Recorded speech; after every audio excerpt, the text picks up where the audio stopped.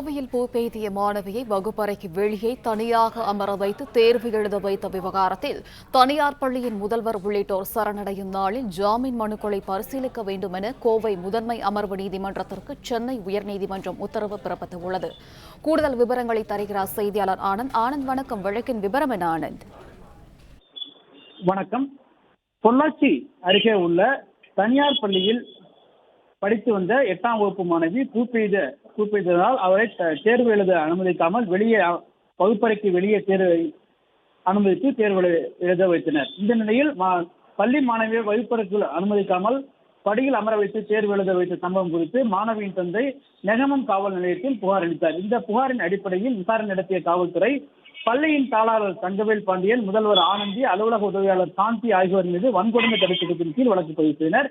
இந்த வழக்கின் விசாரணை நீதிமன்றத்தில் சரணடையும் நாளில் ஜாமீன் மனுவை பரிசீலிக்க உத்தரவிட வேண்டும் என கோரி இவர்கள் 3 பேரும் சார்பில் சென்னை உயர்நீதிமன்றத்தில் மனு தாக்கல் செய்யப்பட்டது.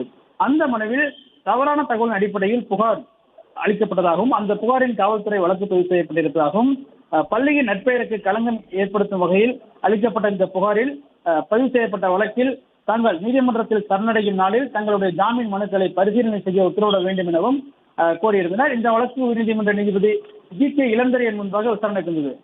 பின்னர் விசாரணைக்கு பின்னர் உத்தரவிட்ட நீதிபதி மனுதாரர்கள் 3 பேரும் சரணடையும் நாளில் அவருடைய ஜாமீன் மனுவை விசாரணை நீதிமன்றமான கோவை முதன்மை அமர்வு நீதிமன்றம் பரிசீலித்து முடிவெடுக்க வேண்டும் என உத்தரவிட்டு வழக்கை முடித்து வைத்துள்ளார்.